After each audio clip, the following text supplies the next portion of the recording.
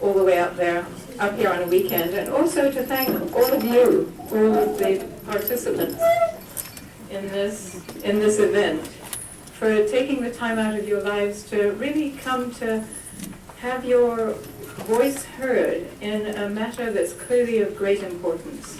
As somebody said walking in today, this is a historic occasion, and I couldn't agree more. And I'm very grateful that Jill agreed to come up and that actually we offered to host this meeting for you. And thanks to Jill for actually covering the costs for it. The meeting will be a short introduction from each of the panel people. Then we'll have a question and answer period, and I'm hoping that Jill, Guillermo, and Vic will begin what can be a respectful dialogue between both parties, so that at the end of this meeting we come away with something that has moved us forward to some sort of reconciliation with where we choose to move forward to. There's been a request for videoing, and I need to get the approval of everyone here in order for that to happen, because the person who is videoing it wanted to put it up on the web. So can I have a show of hands of anyone who objects? I'm assuming that most people may agree. Is there anyone who here would object to being videoed?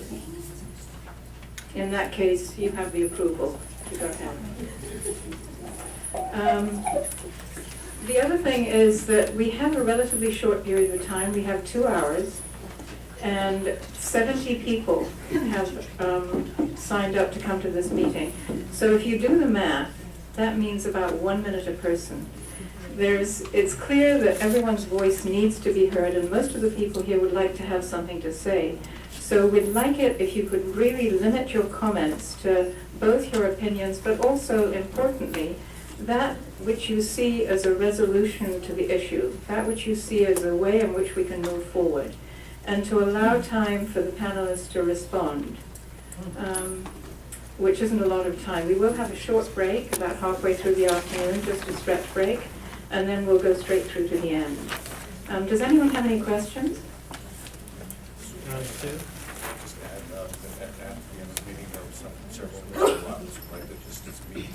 What's your question? I'll repeat the question. It was that after the meeting, several people would like to hang out, and we do actually have this room for a longer period of time than 1 to 3. So if you would like to meet in here afterwards, that is an option that is available. The other thing is the restrooms. If you go out the door, go to the end of the corridor and turn right and keep going straight, the restrooms are down there. Any other questions, comments? Yes? I'm not sure if you can do a show of hands, it would be okay to not have a break. Sure. I'll ask at the time that I'm anticipating having a break, I'll ask that question. Okay? So with that, please, Jill, Guillermo, and Vic, would you mind introducing yourself? And then, one other thing. When people come to stand up in front of the mic to ask their questions or make their comments, maybe 2 or 3 people here, and so when one person's finished, another one can come up, so we don't have a huge line. And I think that's it. Thank you. To you, Jill.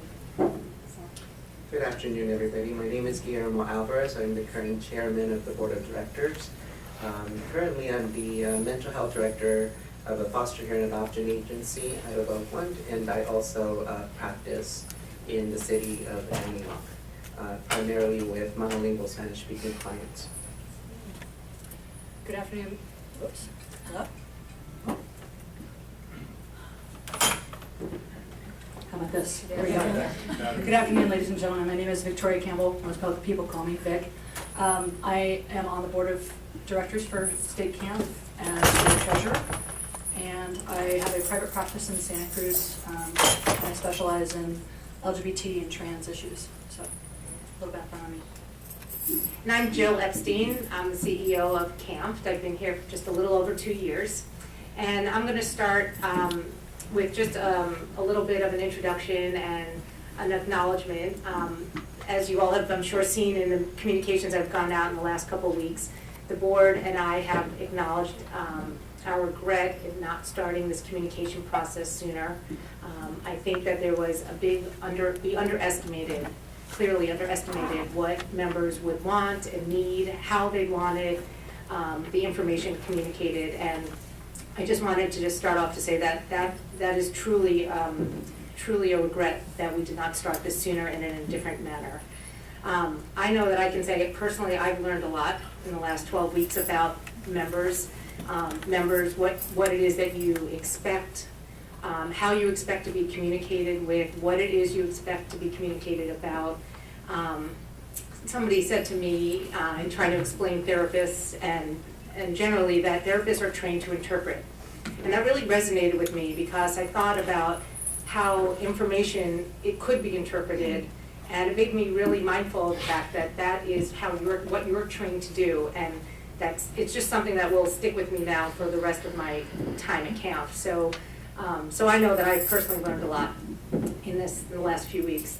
To the end of how CAMFT could better communicate and what styles you want to be communicated in, a couple of documents have gone out recently that reflect what it is that we have heard from our members. So the nomination and election procedures is a document that the board will ultimately vote on. The members have been asked to comment on.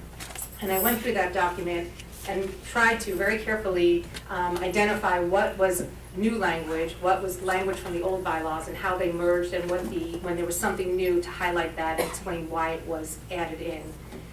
The other document that was circulated is the policy on chapters, which is an updated version of an existing policy on chapters.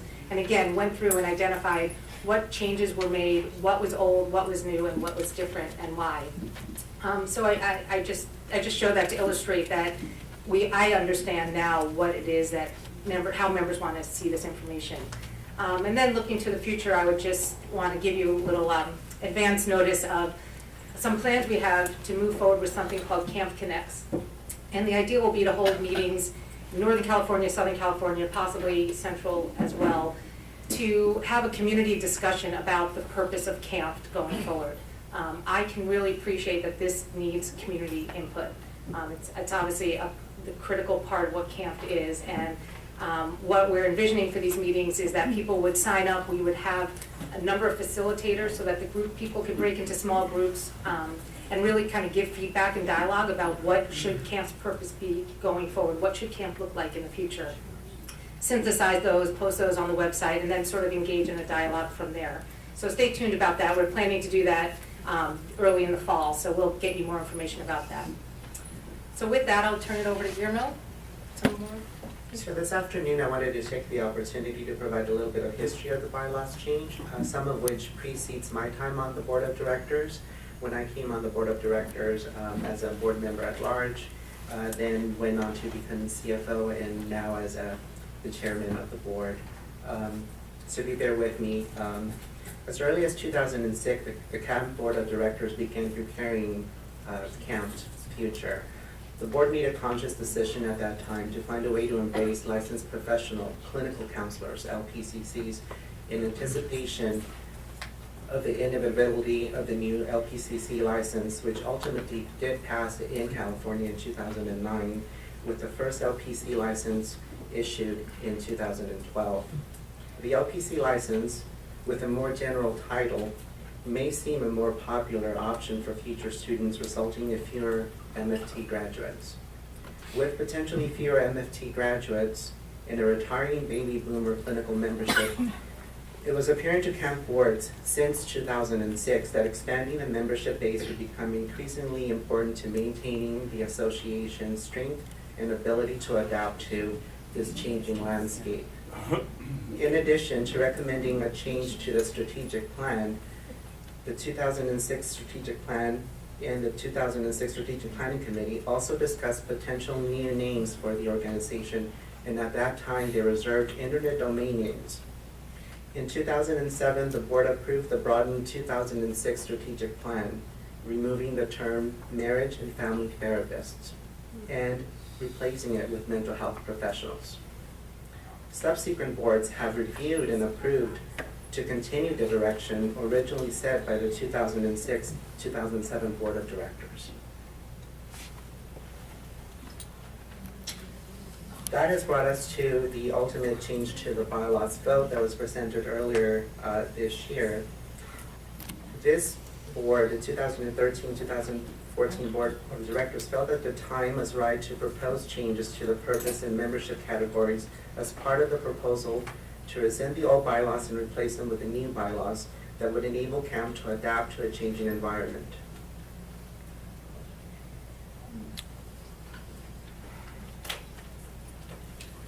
Is the floor open for questions now? So anyone who would like to ask a question, please go to the mic and line up, 3 at a time. I was wondering if I could ask 4 people, because we're only being asked to have a minute. 4 people would cede their time so I could read something. All right, so more than 4. So I'm only going to take 4 minutes and 40 seconds. I've already timed it. Okay. Hi, Daniel.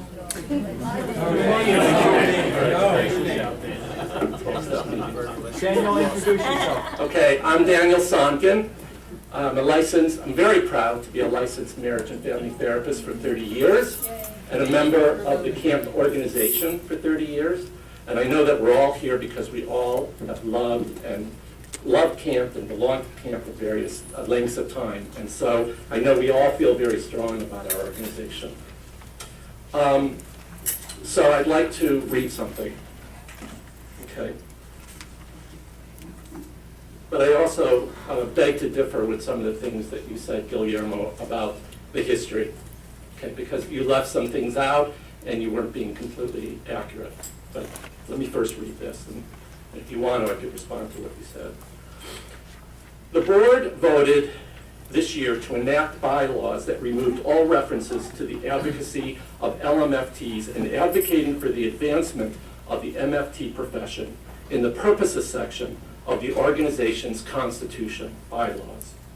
It also allowed the board of directors to be composed of psychologists, social workers, psychiatrists, counselors, educational psychologists, and MFTs, and required no LMFT presence on the board. The board, over some period of time, had decided that there was no longer a need for a special interest group solely for LMFTs. This intent was concealed from the membership over the period of those years or more before the vote. And the bylaws voter booklet was misleading at best. I'm constantly running into people who said they voted in favor of the bylaws and had no idea what they were voting for, including past presidents and board members. One person called me who was about to vote and just wanted to make sure that I was supporting the bylaws change, and then I explained to her what it was about. Were these changes to our organization by error or intentional? I assume they were intentional, since Jill told me this in May when I called to bring the misleading voter handbook to her attention. I left our conversation understanding that you thought that abandoning the mission of CAMFT as we've known it for 40 years was a great idea. If the changes were intentional, and you think this was such a wonderful idea to change our focus of CAMFT, why did you recently put the purposes back to advocating for MFTs and the MFT profession this month? Do you really want CAMFT to return to a trade organization solely devoted to our profession? Or was this an attempt to placate the members? Do you understand that you undercut your intention to return our former purposes by still allowing 5 positions on the board to be held by non-MFTs? Why would you restore the purposes and still potentially have 5 psychologists dictating our not that I have anything against psychologists, I'm married to one. 5 psychologists dictating our policy and legislative agenda. 5 positions on the board is not about inclusiveness. We were already inclusive of non-MFTs for years. Psychologists could get free legal advice by joining as associate members. This is about who is in control of our MFT corporation. A comment about your approach to the bylaws now. Bylaws by suggestion box, as what you're suggesting, is an inappropriate and a very dangerous way of crafting an organization's constitution. For example, in your rush to correct the bylaws this month, you marginalized the pre-licensed members by not listing them as a required board position that must be filled by an MFT. Was this by accident or was this on purpose? Your actions are very confusing at best. The bottom line is, do you want CAMFT to continue to be a special interest group, trade association solely controlled and devoted by MFTs, or is your intention to still change CAMFT from an organization solely focused on the MFT profession and its practitioners to an organization focusing on all mental health professionals? Members need to know whether or not you have truly given up this plan or you're just playing games with them, hoping that most won't notice what's going on, like what happened in the vote in the first place. The Save CAMFT group believes that there was a serious breach of trust in the total lack of transparency and the manner in which you went about these changes in the bylaws. On July 11th, and then again last night, you admitted to the flawed process. Trust is the cornerstone of our profession. When trust has been ruptured, there must be a repair. You can restore that trust by hitting the reset button, returning to the starting point, the former bylaws, followed by a fully transparent conversation about what happened, and then, and only then, can we have a discussion of the future of CAMFT. We ask for that showing of good faith. My question to you, yes or no, to the two board members. Are you willing to call a special meeting of the board next week? Vote to repeal the current bylaws, vote to reinstate the former bylaws, and ask the membership to support that decision as you did with the previous bylaws vote.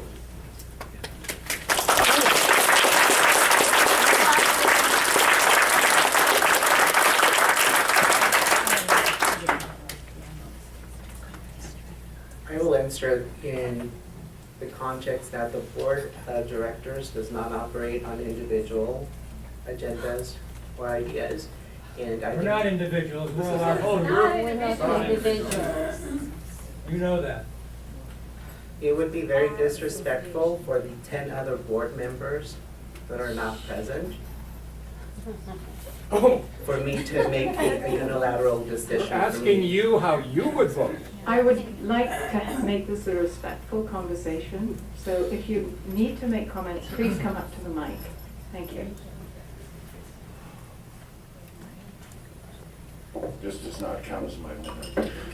The question is to you two as individuals, if I'm interpreting Daniel's statement correctly. I understand the question, however, I'm trying to just bring to your attention how it is that the board of directors conducts business, and we do not conduct business as individuals. However, should you choose to, as a board, since you are the board president, and you do have the authority to not act unilaterally but set the agenda, would you be willing to put that on an agenda item to repeal these bylaws, to reinstate the old ones, and to have an open and honest dialogue with us with full transparency? It's a pretty simple question. Would you put it on the agenda for next week? Any board member or any member present here for that matter is free to put an agenda item on our agenda. So, would you be willing to do that? Guillermo?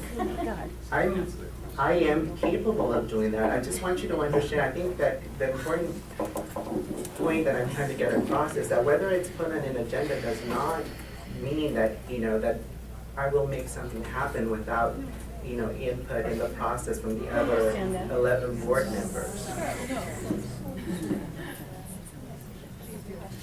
I'm Stephen Kessler, past president of East Bay Camp, member for 26 years. Here's what I want you to understand. This kind of equivocation will lead to your removal.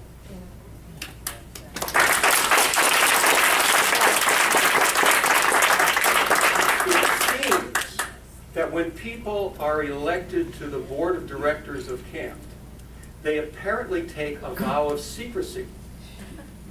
And they promise that they will never discuss in public what they think the organization should do, how they intend to vote, how they did vote. If we ran our Congress this way, we would be living in a police state. I'm not willing for CAMFT to be a police state. Similarly, Jill, with all due respect, your opening statement to the effect that you were somehow surprised seems to me entirely unconvincing. I believe you've been a director of another association for, what was it, 6 years before this? Yeah. Do you really think that the members of any trade association, plumbers, would be happy to discover that their trade association no longer represented them in the political tug of war that we have in Sacramento and Washington? That somehow their voice and their representation had been stolen away in the night in an entirely deceptive bylaw vote. Do you think the plumbers would not revolt? This is not about us being therapists. This is about us being intelligent and being autonomous. And the fact that CAMFT is our organization, it belongs to the members. It does not belong to the senior staff or to the board of directors.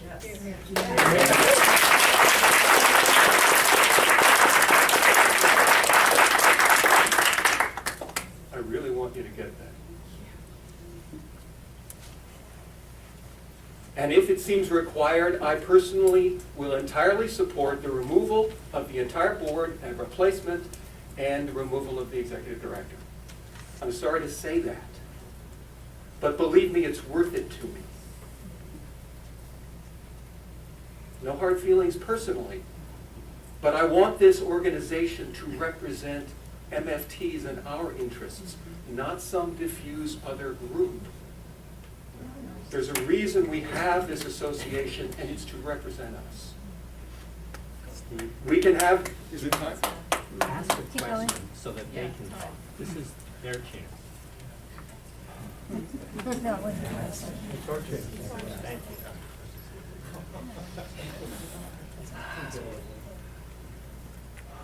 Yeah, take a deep breath.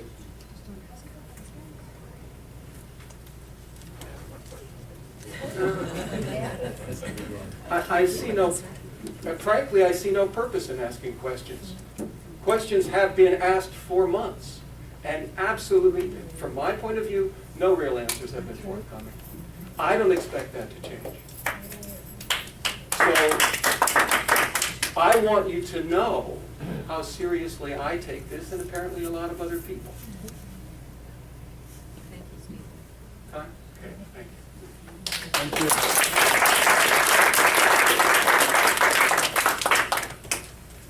Good afternoon. My name's Chris Traylor. I have a private practice in Burlingame, California. I'm the clinical director of the USF Center for Child and Family Development. And all of us ran the gauntlet to licensing. And it took considerable effort. And from the first day I was eligible to do supervision of interns, I supervised. And I've lost count of how many over the years. I've just not getting through. You're good. I guess my question has to do with two things. One's personal as a practitioner, the other one's personal as a supervisor. The personal question is which I feel good about seeing something I've worked so hard and devoted my entire adult life to in terms of my identity as a marriage family therapist. And what do I tell my interns when they ask questions about the viability of making a living in the profession of marriage and family counseling? I don't know what to tell them at this point. I think someone said that part of it should be a statement of what would be the solution, and I agree with others who feel it should be a complete repeal of the new bylaws back to where they were and hit a restart. Thank you.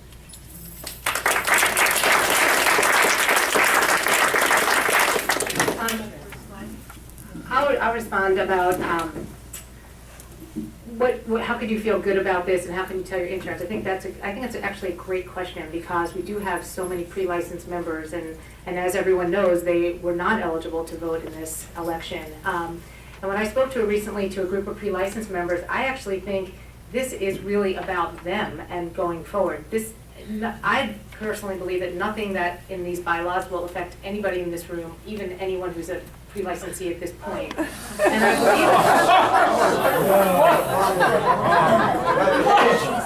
And I believe that because CAMFT is an organization that is dominated by MFTs. California is a state that is dominated by MFTs. And for the foreseeable future, that is not going to change.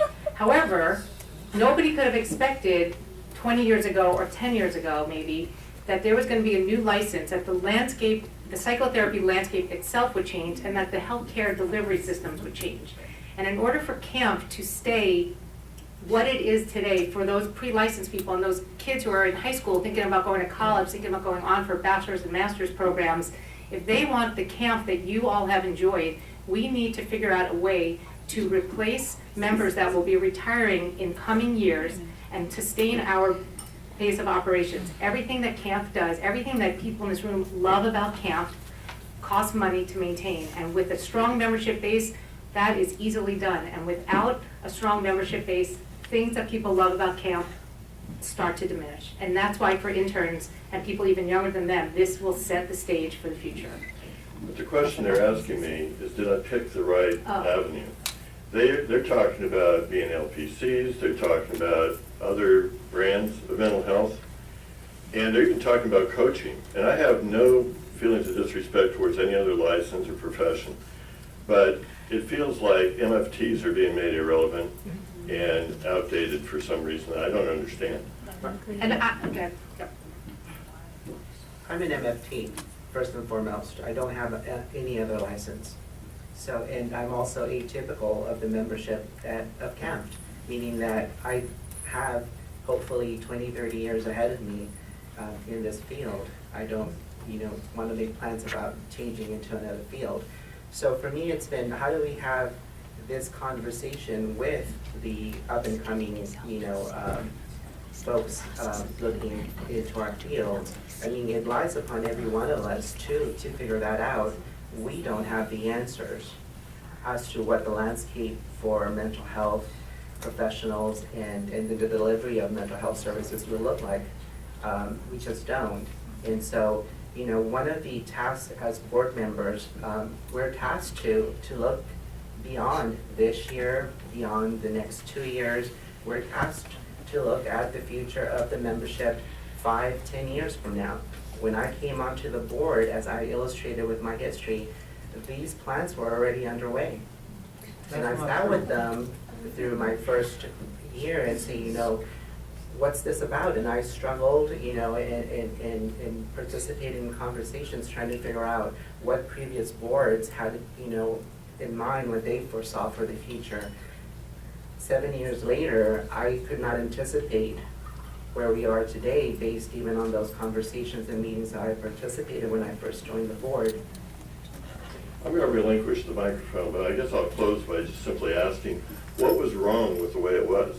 It's like if it ain't broke, don't fix it.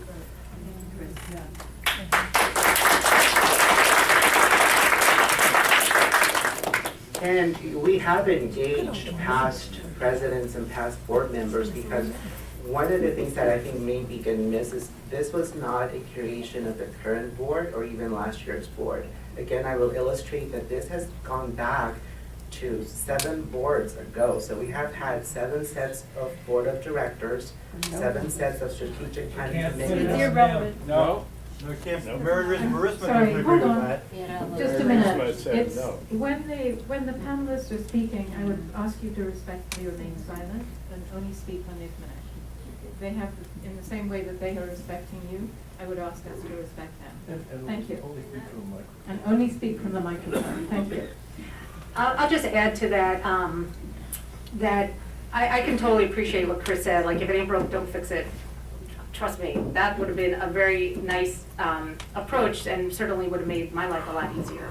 However, what CAMFT is doing, I have to tell you, it's not novel in the world of associations.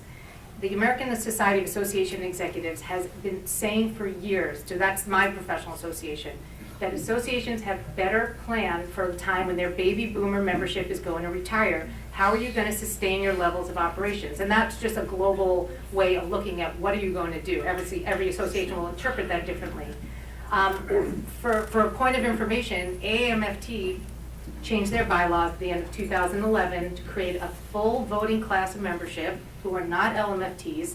They relegated their board to officers must be LMFTs, and they kept their purpose as being for the advancement of marriage and family therapy. And I say that to you just to illustrate that what we're doing, while I totally understand how it feels, it is a big, big deal at CAMFT. But these are conversations that are happening at associations around the country. And I give credit to the boards who had the vision years ago to start the wheels in motion. All right. I'm Vivian Gratton. I have a private practice in Santa Cruz. I'm past president of Santa Cruz CAMFT. And I have a couple points to make. One is I became licensed pretty recently. I'm a mid-career change. So I've been in CAMFT since I was a student in like 2007. And I've been watching what's changing and also been working to go, okay, LPCC, this makes sense. I'm going to try to grandparent into this thing because this is what's coming. How can I best keep myself meeting who my prospective clients might be? So that's been my route, and I've been paying a lot of attention, both as an officer in my chapter and as someone entering the profession, what's going to work for me. So,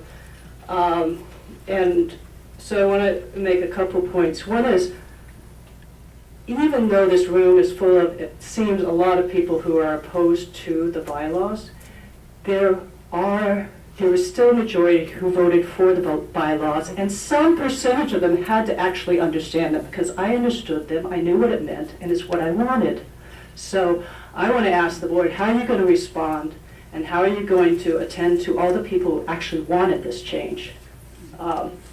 People who are angry and upset are going to be the ones who are going to give you all the feedback. The rest are enjoying their Saturday in July. So I want to know how you're going to respond to us. Second is this Save CAMFT that I've been, because I'm on the chapter leadership listserv, I get all these messages, and I continue to get messages through that.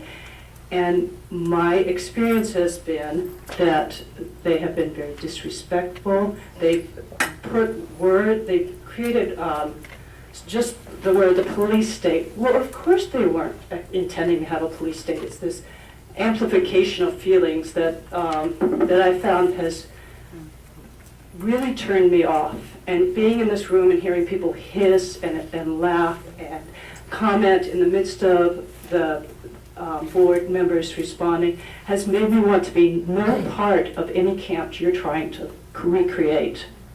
That's not where I want to be. I want to be in an organization that is respectful, that carries on a dialogue, that says, okay, we made a mistake, we're going to go from here. And I think that's the end of my minute.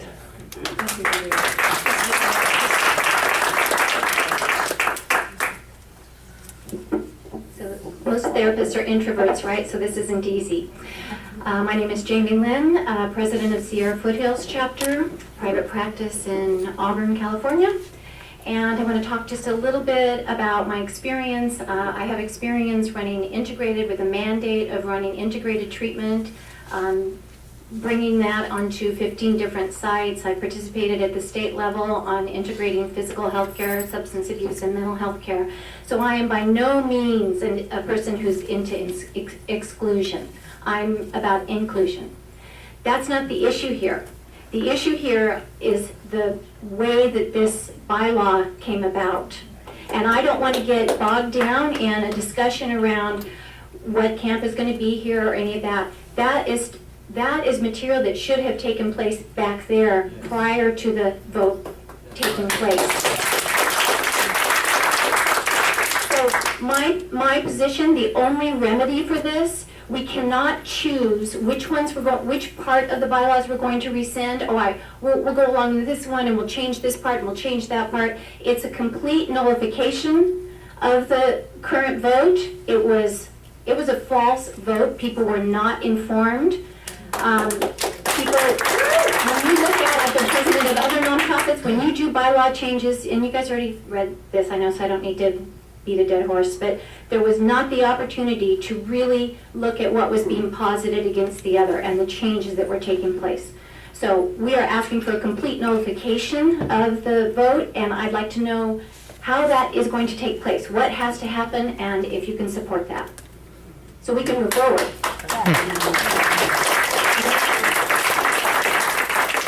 I realize that I didn't give you an opportunity to respond to the previous speaker either, so if any of you want to take it. Thank you to the previous speaker. So I think that voice, understanding also that we at the board table do have to consider the entire membership, that is 30,000 members. So while we do not discount any comments, any feedback that comes to us, I've been responding personally to hundreds of emails in the last month. We don't discount them. However, there are other members who have different opinions, and the question was asked, we do have to also take those into consideration. Thank you. Can you respond to my question about what your direction is going to be from here? Right now, what's out in front of us is that the remedy is to change certain aspects, to nullify certain aspects of the vote. And I don't know how that can actually occur. I mean, who gets to choose what gets rescinded and what doesn't? That's not a democratic process.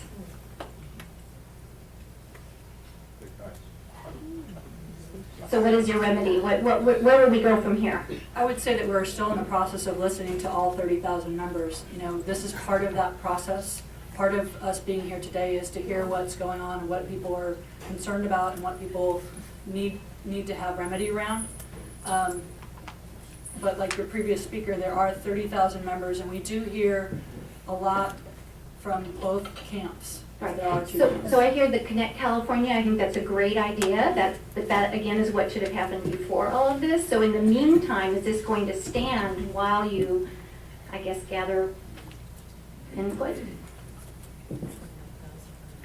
I can't speak for the whole board, and I don't think anybody here can speak for the Then board. I'm confused about that position, Vic, and no disrespect is meant in any way or shape or form. I really appreciate you being here. As a leader, I have to take, there's times I have to sit in the hot seat. Right. I have my own opinions, and then I step outside. So as a board member, you have a position somewhere, right? Correct. So what is your individual position that you bring to the board? My individual position would be to continue to work through this process. And that could entail big changes, it could entail small changes. I don't think that I have enough information from the full membership yet.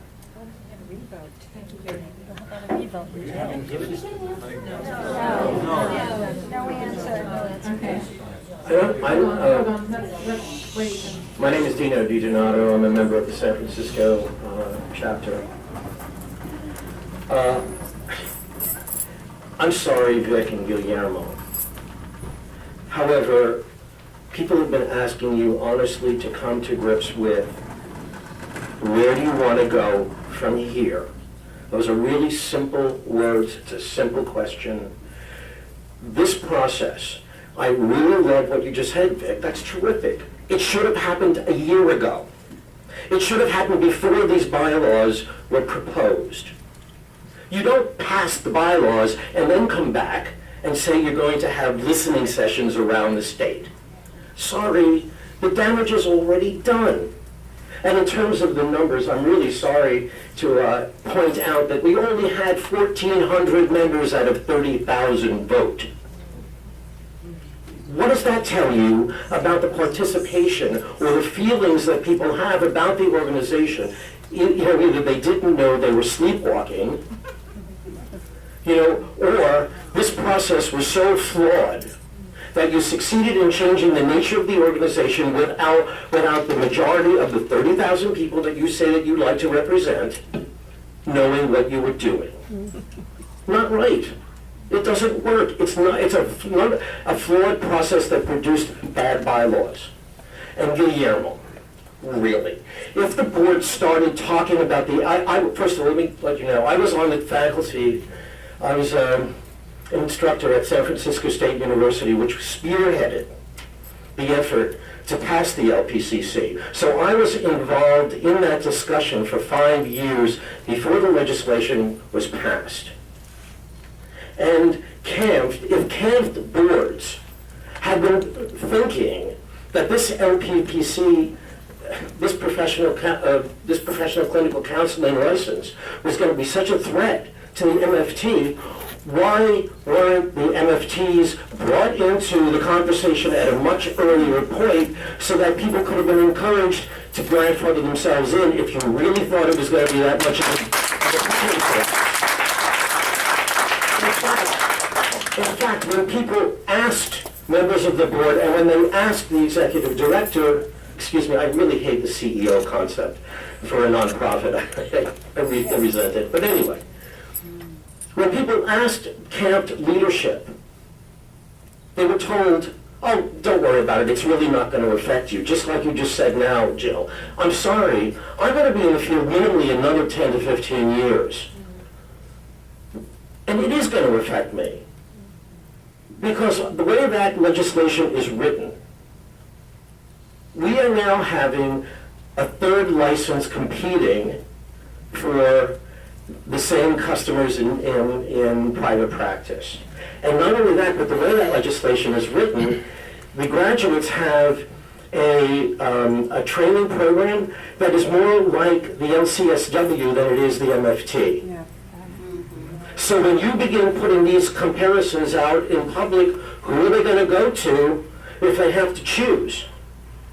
Not only that, but I tried it out with a few of my clients this week. I said, okay, so if you're shopping for a therapist for your individual work, would you go to someone who says that they are a licensed professional clinical counselor or a marriage and family therapist?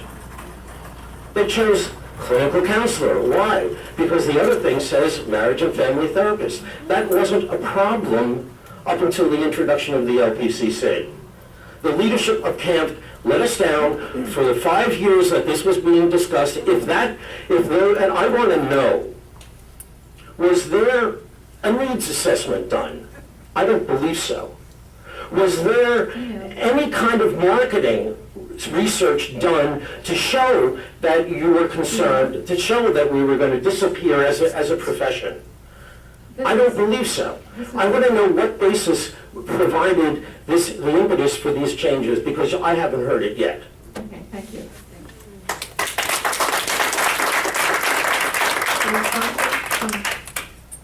I would say that, again, for people in this room, I don't see LPCCs as a threat to you. LPCCs are, as one woman called me, she gave me a really good example. She was explaining the sort of pecking order of therapists in her view, and she described LPCCs as the babies. And she said, well, no one's really threatened by the babies. But the point is, LPCCs have a long way to go. They've been very lucky. They tapped right onto the MFT laws and everything that had been worked on for many, many years, and they jumped right onto all that, me too. But they have a long way to go until they are at the stature that MFTs are. They're a long way from that. So I just don't get the threat at this point. I think the problem is going to be, or the challenge is going to be, when the younger generations coming out of their bachelor's program, which master's program are they going to pick? And maybe at that point it'll become incumbent on CAMFT, whatever CAMFT looks like at that time, to make sure that people are aware of what the benefits are to each of those licenses, and encourage students to make sure that they're aware of both benefits and all the various training.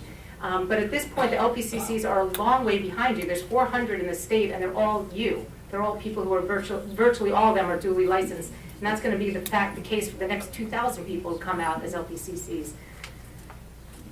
I'm talking Thank from, you, thank you. I was Larry? asking from a marketing standpoint, Jill, because Oh, once they Dino, start marketing, sorry. I think this is important. Can I you didn't get get up, an in answer that to case, could you please stand up and go to the mic? I didn't get an answer to the marketing question. This is about marketing. Those of us who are in private practice depend on it. I want to know, was there a marketing study done that shows how people are going to respond to the LPCC versus the MFT license? That's an immediate issue. That's not a distant Thank issue. you, thank you. I'm not aware of one. Yeah, either am I. Thank you. Larry? My name is Larry Fritzlin, and I've been a CAMFT member since 1993 and pay my dues and donate a little bit more. I run a family-based drug treatment program here in Marin County, and thanks for coming up here. I'm sort of new to this. I have some thoughts, and I have a request. What you're talking about, you know, it's something worth considering. You know, how to get us all together. Maybe we get more political clout, more money.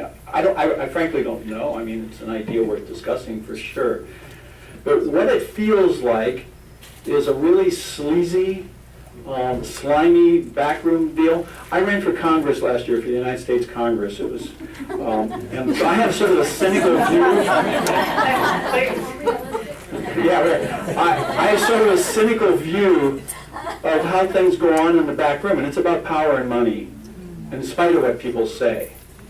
And so, the first thing my wife brought this to me, I appreciate her getting me here. That's my first thought, is that, you know, follow the money, follow the power. What's up with this? If we're shrinking, then maybe you guys need more money or whatever. So, the request I have is that you, and it's been mentioned by a couple of people, reset.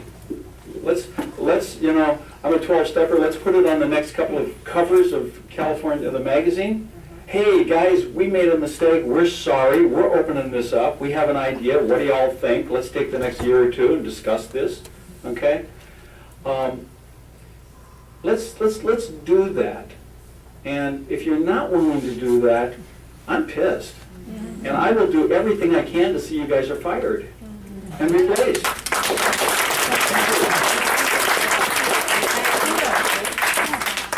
Larry, I don't know, and maybe you or maybe someone else online, so we don't have to answer this at this moment, but when the board restored the old purpose in response to many people in this room, I'm sure, and others saying, this felt really wrong, we felt like our purpose has been taken away, and the board talked about that and said, restore the purpose, and let's have a discussion of what the purpose should be. And like I said at the beginning, I fully appreciate that. I think that's a really good way to go.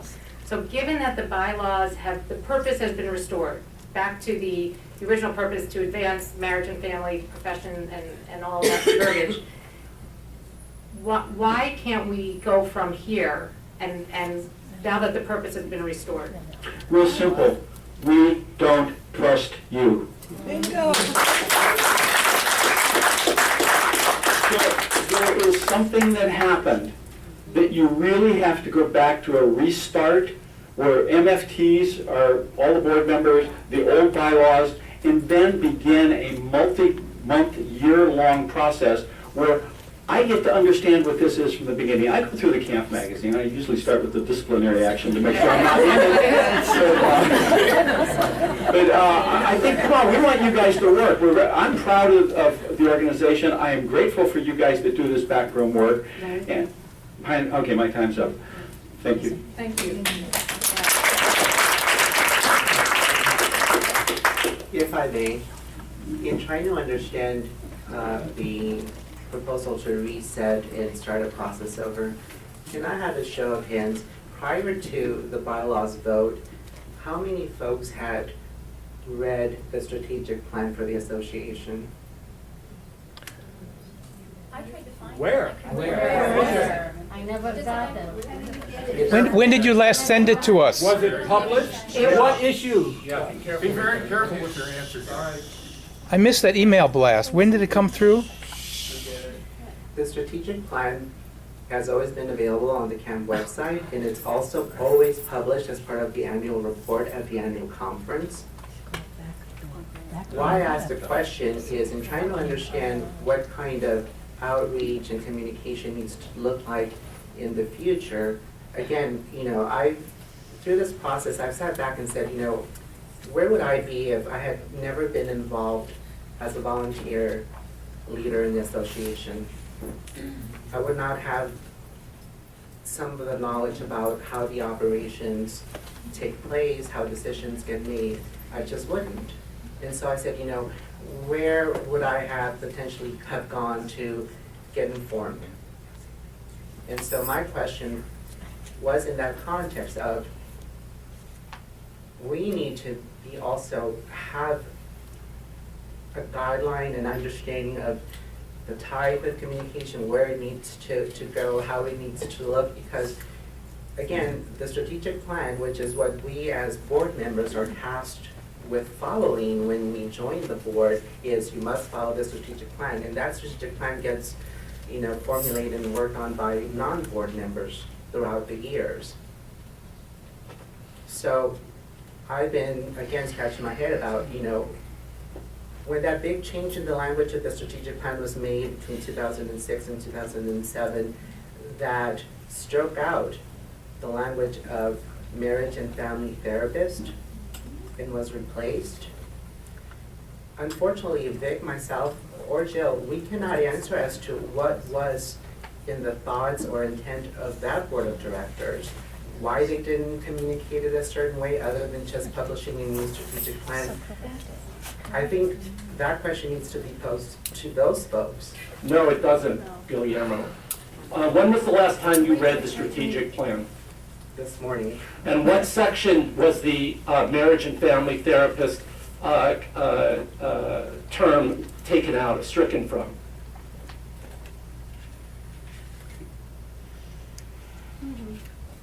So I, again, went back because this precedes my time on the board of directors too, when changes were made. Where was the marriage and family therapist stricken from? What part of the strategic plan? Do you know off the top of your head? No, not off the top of my Okay, head. let me remind you. In the purposes section of